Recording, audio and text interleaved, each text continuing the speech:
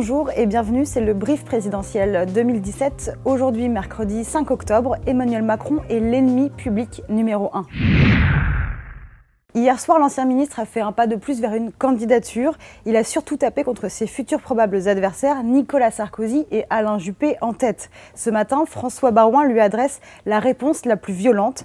Le soutien de Nicolas Sarkozy voit en Macron le caterpillar de la gauche. Il y a une époque, vous vous en souvenez, un socialisme au visage humain. Il y a aujourd'hui un cynisme à visage souriant, doublé d'un populisme mondain, ce que Manuel Valls appelle un populiste light. Et à gauche aussi, Benoît Hamon, lui-même candidat, va installer son QG de campagne au même endroit qu'Emmanuel Macron, dans la tour Montparnasse. Il rappelle au leader de En Marche son passage au gouvernement, alors que lui-même a été ministre.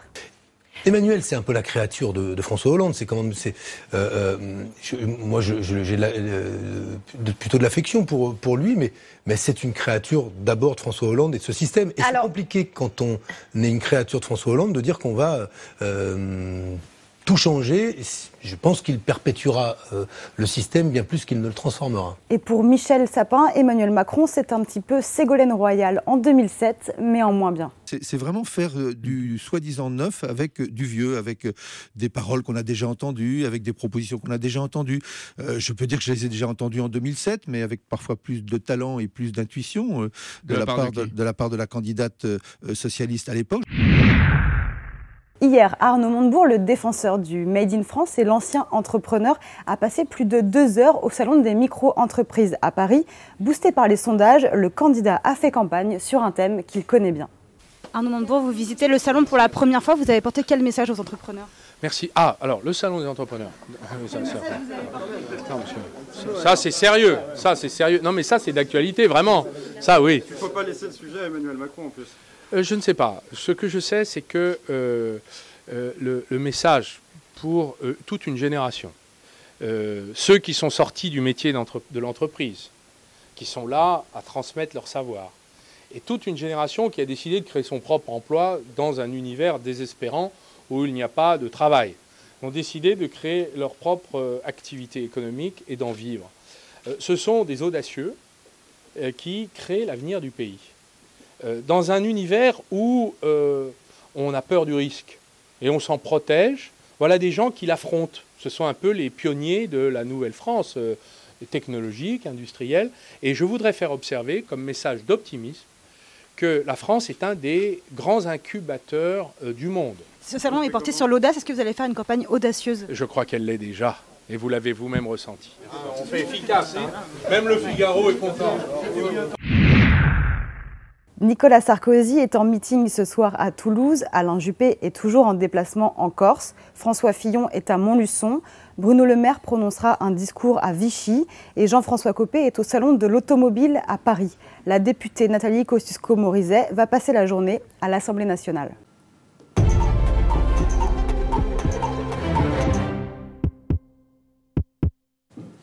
Bonjour François Bayrou. Bonjour. On va parler de l'actualité politique du matin et commenter ensemble un sujet parmi ces articles que j'ai choisis pour vous et qui ont été traités par le scan politique du Figaro. Alors d'abord, l'entourage de Nicolas Sarkozy qui s'interrogerait sur l'interdiction du port du voile dans l'espace public. Ensuite, un deuxième sujet sur François Hollande qui réduit les privilèges des anciens présidents de la République. Le décret est paru ce matin. Et enfin, un nouveau membre du gouvernement, Matthias Fekl, qui lance son propre mouvement et qui ne soutient pas forcément une candidature de François Hollande. Lequel sujet vous choisissez de commenter ? Prenons le premier. Le sujet sur le voile. Oui. Oui. Qu'est-ce que ça vous inspire ? Si on veut plonger la France en guerre civile, on continue comme ça. Pour vous, ce serait la conséquence d'une loi ? L'idée que dans un pays comme le nôtre, on pourrait interdire à une femme d'aller dans l'espace public simplement parce qu'elle porte un foulard sur la tête est une idée d'explosion de la société française.